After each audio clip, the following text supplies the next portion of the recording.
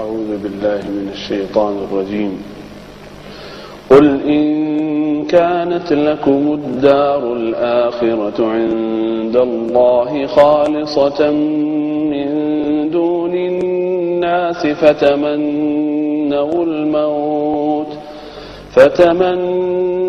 الموت إن كنتم صادقين ولن يتمنوه أبدا بما قدمت أيديهم والله عليم بالظالمين ولتجدنهم أحرص الناس على حياة ومن الذين أشركوا يود أحدهم لو يعمر 1000 سنة وما هو بمزحزحه من العذاب أن يعمر والله بصير بما يعملون صدق الله العظيم. Bismillahirrahmanirrahim. Assalamualaikum warahmatullahi wabarakatuh. Episode hari ini nih insyaallah nyenengin lah orang-orang yang pada punya hutang. Insyaallah kita akan bicara tentang cara gampang bayar hutang. Alhamdulillah kita habis dengar suara saya Muhammad dan mudah-mudahan anak-anak saudara semua yang dititipkan ke pesantren Darul Quran bisa mendapatkan barokah dari kehadiran saya Muhammad di pesantren Darul Quran. Setiap hari menjadi makmum dari saya Muhammad di pesantren Darul Quran. Insyaallah belajar juga dengan beliau, bukan cuma Al-Quran tapi juga bahasa. Dan hari ini hadiah buat saudara semua yang punya utang. Mudah-mudahan utangnya lunas. Kita langsung belajar ya. Tapi saya mau bacain ayat dulu ya. Ada satu ayat nih saya mau bacain buat saudara semua. Surah Al-Maidah ayat 35. Ya. A'udzubillahi minasyaitonirrajim. Ya ayyuhalladzina amanu taqullaha wabtaghu ilaihil wasilah wajahidu fi sabilihi la'allakum tuflihun. Wahai orang-orang yang beriman, bertakwalah kamu pada Allah, wabtaghu ilaihil wasilah. Cari jalan menuju pada Allah Subhanahu wa taala, wajahidu fi sabilihi. Lalu kemudian pegang teguh. Kencengin, kuatin jalan yang serius, jalan yang benar. La'allakum tuflihun. Sampai kalian semua kata Allah adalah orang-orang yang insyaallah berbahagia. Baik, kita langsung ya. Konsentrasi pertama orang-orang yang punya hutang itu jangan di solusi, jangan di sini, tapi apa sih pesan Allah sampai Anda semua itu jadi punya utang? Apa pesannya?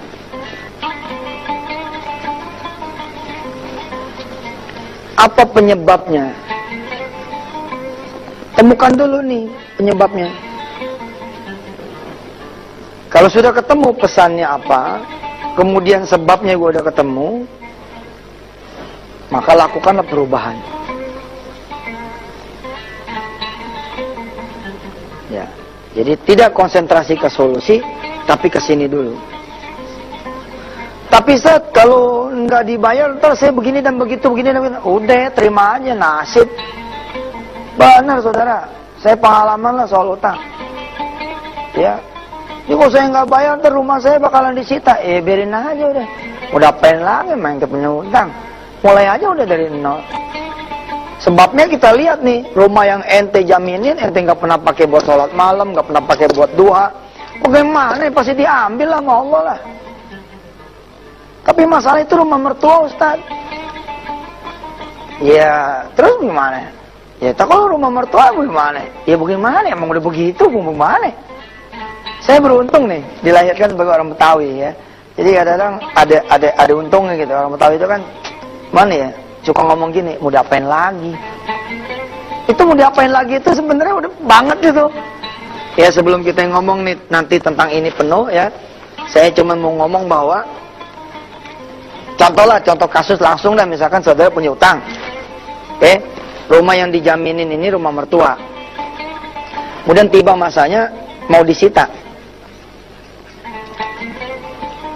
Buat para mertua gitu ya, atau buat orang tua, atau buat teman, atau buat sahabat yang katanya gara-gara dialah rumah ente hilang, ente kudu tahu. Nggak ada dia juga kalau rumah ente pada mau hilang, mah hilang aja. Ente rugi 2 kali tuh. Udah mah rugi rumahnya bener-bener hilang. Yang kedua rugi tauhidnya jadi salah. Nggak gitu.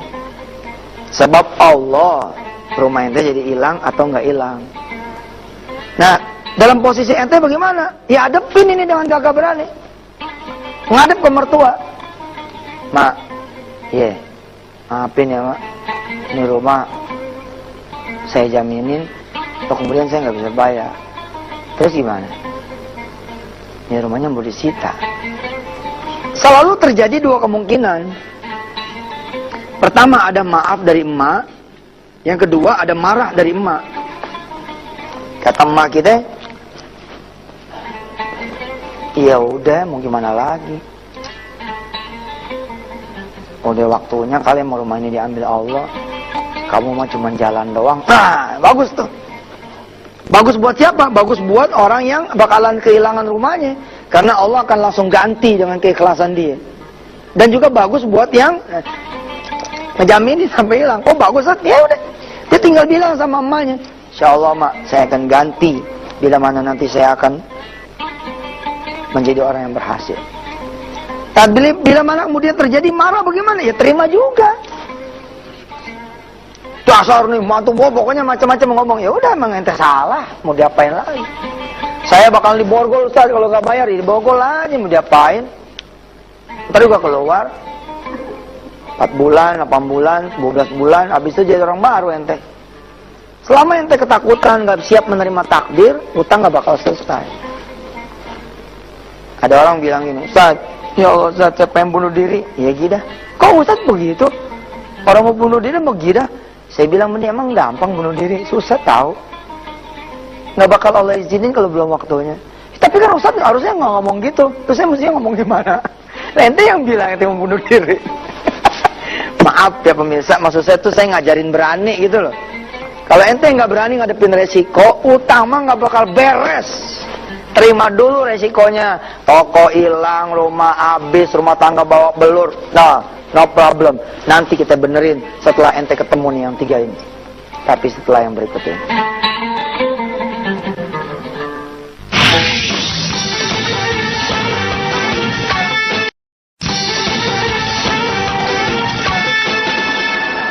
Aduh, gimana ini Bi? Kita utangnya udah banyak banget numpuk di sana sini, tapi Abi belum juga dapat kerjaan. Usaha lagi dong Bi. Iya Mi, Abi tuh bukannya diem aja, udah berusaha sana sini cari pinjaman tapi belum dapat. Doain secepatnya Abi dapat kerjaan.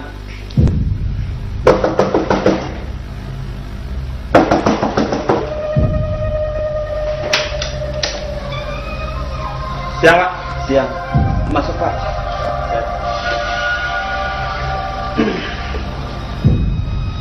Saya langsung aja Pak. Sambung lagi. Maaf Pak, kami belum bisa bayar Pak. Belum bisa bayar. Bapak waktu minjam bisa. Masa giliran bayar nggak bisa? Ini terakhir, ya. Saya kasih kesempatan.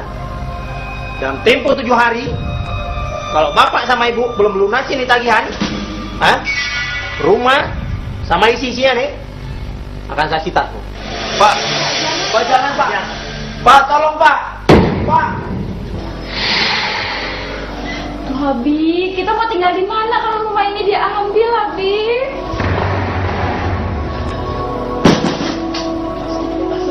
Saya kesini mau nagih utang. Gimana? Beres hari ini? Gini Mas, kami mohon maaf karena kami belum ada dana, tapi besok atau lusa pasti kami lunasi Mas. Itu cuma alasan kalian berdua. Tarsuk. Pokoknya saya kasih tempo 3 hari. Kalau 3 hari nggak ada pelunasan, rumah beserta isinya ini akan disita bos saya. Hah? Aduh Abi, kita mau tinggal di mana kalau rumah ini diambil? Mau sampai kapan kayak gini Abi? Kalau Abi kayak gini terus mendingan Abi pulang aja ke rumah ibu. Kalau Abi udah dapat kerjaan lagi baru Abi jemput Umi ya. Umi.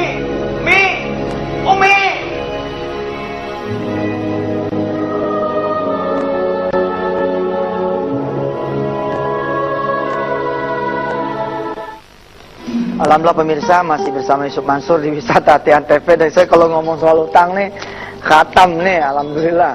Ya, tanggal 10-11 Desember Wisata Hati Antv punya acara off air, ya. 10-11 Desember.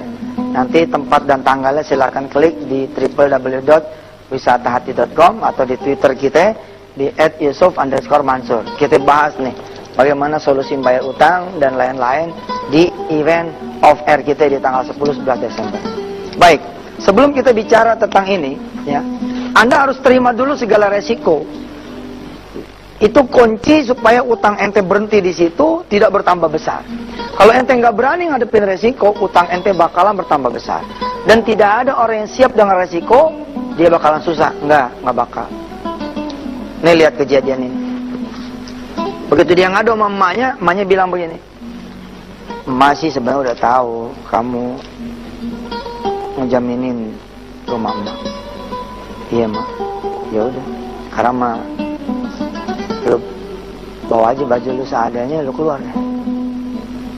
Ntar utang emak yang beresin, tapi kamu udah gak usah lagi jadi bininya lakinya anak emak."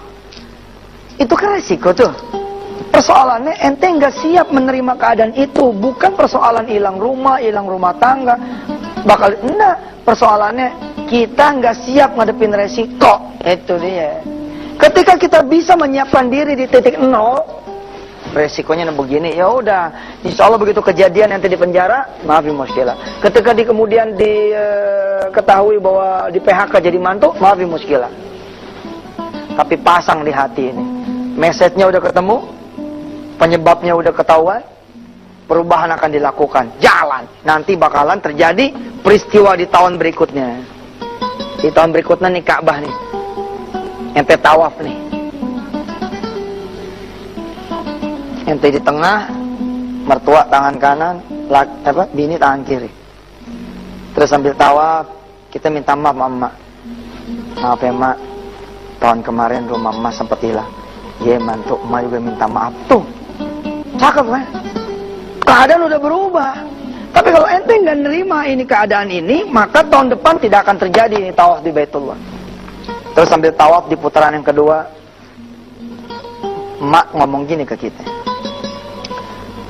"Makasih mantu ya, di depan Allah Subhanahu wa taala punya Ka'bah, emak ngucap terima kasih. Rumah emak yang kemarin hilang udah diganti sama yang lebih baik." Tuh dia. Saya punya pengalaman sedikit waktu utang. Saya kumpulin tetangga-tetangga saya kanan kiri di kampung Ketapang. Terus kemudian saya bilang sama tetangga-tetangga saya, saya kumpulin saudara-saudara semua, abang-abang, kakak-kakak, saudara-saudara, sesepuh kampung Ketapang. Saya minta didoain karena saya lagi banyak utangnya, ya Allah, minta didoain. Saya ngomong sama tetangga saya, bukan dalam bahasa curhat, tapi bahasa minta doa, beda kan? Lalu kemudian ada seorang yang nagih utang kepada saya. Dia bawa tentara. Datangnya ke ketua RW dulu. "Pak RW, tahu nggak Yusuf Mansur tuh punya utang sama kita?" Pak RW bilang, "Tahu." "Oh, udah tahu?" "Iya, tahu dong, dikasih tahu sama si Yusuf." "Bapak untung Pak, Bapak didoain sama Yusuf Mansur tuh." "Ah, didoain?" "Iya, tuh si Pak RW cerita. Kita dikumpulin untuk mendoakan orang-orang yang Yusuf Mansur itu pada punya utang." "Oh, saya didoain dia." "Iya Pak, didoain." "Terus Bapak datang kemari mau apa?" "Mau marahin dia." "Pak, jangan dimarahin, dia mau orang doain Bapak tuh setiap hari." Pulang dah tuh tentara, pulang dah tuh orang. Kalau ente bilang, "Ya jangan sampai bini saya tahu." Coba bayangin ya, ada orang datang bilang sama Yusuf Mansur, "Ustaz, saya nggak pengen bini saya tahu." Lu kan orang gila namanya. Yusuf Mansur yang nggak kenal sama lu pada bercerita sama aneh. Tahu bini ente yang serumah, bini ente nggak sampai tahu, namanya nggak siap nerima resiko. Hajar dulu tuh, bang. Maaf ya ma, saya udah punya bu, maaf ya bu. Tetangga, udah. Kalau resikonya udah ketemu, maka urusan nyari sebabnya, urusan nyari pesan Allah apa, urusan sebabnya apa, perubahan. Ente nggak siap ada di sini. Rumah disita. Ya udah, bilang sama Allah, "Ya Rob, maafin saya. Selama saya berumah-rumah di sini, saya nggak sholat, nggak ada tahajud nih. Ini rumah nggak pernah ngajiin. Sekarang kau ambil dengan cara engkau membebankanku hutang, ya Allah." Ya udah, kasih. Habis itu ente ngontrak. Ente ngontrak mulai dari nol. Tahun depan kau beli lagi tuh rumah. Kita akan lanjutkan nanti ya. Kita bahas nih.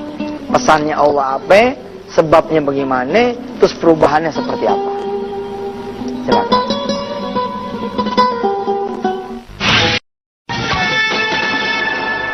Pemirsa yang dirahmati Allah, ya semua ada sebab dan akibat. Utang itu bisa jadi dua, bisa jadi ujian dari Allah. Kan ada orang yang ketibanan utang nih. Dia nggak berbuat tapi orang lain berbuat, lalu dia ketibanan. Bisa jadi itu ujian. Tapi buat sebagian yang lain bisa jadi itu adalah azab dari Allah Subhanahu wa taala. Dua-duanya ada Allah di balik itu semua. Don't worry, nggak usah khawatir. Nih, kita belajar pesannya apa? Kenapa sih sampai kita berhutang? Ternyata sholat kita berantakan. Waktu kecil saya diceritain sama orang tua. Nggak usah ente pada nyari dalilnya. Ini mah cerita dari orang tua saya. Katanya ntar kalau di kuburan ada ular namanya Sujaul Aqra. Yang pada sholat yang nggak bener nih ular bebelit, ya akan membelit kita semua. Kepalanya itu 16 atau 17 begitu. Nah satu kepalanya nyelos ke alam dunia. Nah satu kepalanya ini bentuknya adalah hutang dan kesulitan kita, permasalahan tidak pernah selesai silih berganti datangnya. Karena kita punya urusan di urusan sholat. Maka pesan Allah apa setelah sebabnya kita ketemu? Oh kita punya utang karena utang kita punya utang sebabnya kita sholatnya nggak benar. Ya tinggal perubahannya apa? Sholatnya dibenerin. Gitu kan? Konsentrasi nggak usah ke solusi. Ini aja dulu. Ntar lama-lama selesai. Ini ente terimain. Lalu, ininya ente jalanin, ente lihat, ente nilai. Lalu akibatnya juga ente terimain. Baru setelah solusi akan datang. Solusi yang benar-benar solusi ya, bukan tutup lubang gali empang. Ente nutup 1 juta, tapi lewat kartu kredit yang 1,5 jadinya. Itu namanya bunuh diri. Bunuh diri, lo jadi punya musuh 2, tadinya 1 jadi 2. Iya kalau langsung kelar, kalau nggak kelar gimana ceritanya? Jangan begitu, udah tahan aja,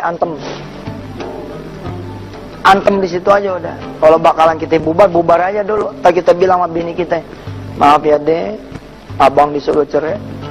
Iya bang, gimana? Satu sisi emak, satu sisi abang. Tapi lu nggak kedemenan kan cerai sama gua? Enggak bang, saya sih pengennya nemenin abang aja. Tapi bang gimana?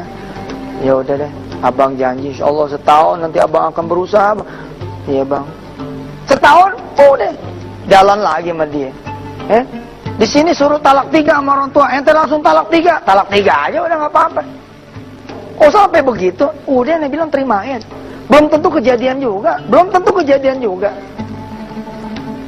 tentu. Emang gampang orang cerai. Susah juga orang cerai. Nggak begitu gampang ya. Nih, terima message-nya apa? Ente sholatnya nggak benar. Ya lu menjadi message dari Allah. Benahin sholatnya tong. Nanti saya akan beresin utang ente. Apalagi nih di sini. Ternyata ente makan duit orang. Tiap bulan 1 juta. Berlangsung selama 5 tahun. Maka 12 kali 5 itu 60 juta bos. 60 juta. Maka di tahun ke-6 ente punya persoalan utang sebesar 60 juta rupiah. Ya udah, pesan dari Allah apa? Lo tobat makanya ya. Kalau nanti aku beresin utang kamu yang 60 juta, maka tahun ke-7 jangan sampai lagi kamu mengambil harta orang. Coba lihat perilaku orang yang tipu sana tipu sini, dia utangnya malah banyak sekali. Lalu adakan perubahan nih. Sholatnya dibenahin, yang tadinya sendiri jadi berjamaah, yang tadinya di rumah jadi di masjid, yang tadinya tidak ada sunnahnya sekarang ada sunnahnya. Senin Kamis tadinya tidak berpuasa, lalu kemudian dia berpuasa. Perubahan terjadi. Allah demen. Ini nggak usah dipikirin. Nggak sanggup ente mikirin solusi, demi Allah nggak bakal sanggup. Jadi kita harus pasrah aja. Kalau pasrah mah namanya nggak berbuat sesuatu. Ente kan tidak pasrah, ente berbuat sesuatu tapi berbuatnya bukan ke urusan solusi. Benahin ininya aja udah.